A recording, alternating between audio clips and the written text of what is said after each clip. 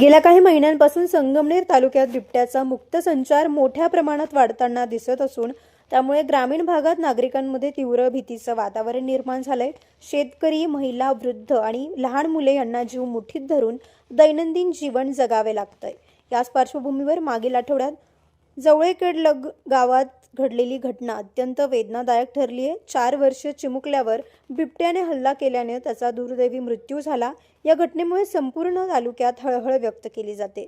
विशेष म्हणजे गेल्या वर्षभरात तालुक्यात 15 ते 20 नागरिकांवर बिबट्याने हल्ले केल्याच्या घटना घडल्या असून त्यामध्ये अनेकांना आपला जीव गमवावा लागलाय। बिबट्याच्या वाढत्या हल्ल्यांमुळे ग्रामीण भागातील सुरक्षिततेचा प्रश्न गंभीर बनलाय। त्यामुळे तात्काळ उपाययोजना राबवाव्यात, जंगलालगतच्या वस्तीमध्ये पुरेशी प्रकाश व्यवस्था करावी, पिंजरे लावावेत, तसेच वन विभागाने गस्त वाढवावी अशा विविध मागण्यांसाठी संगमनेर तालुका युवक काँग्रेसच्या अध्यक्षा डॉक्टर जयश्री थोरात यांनी महाराष्ट्र राज्याचे वनमंत्री गणेश नाईक यांची मुंबई येथे भेट घेऊन निवेदन दिले।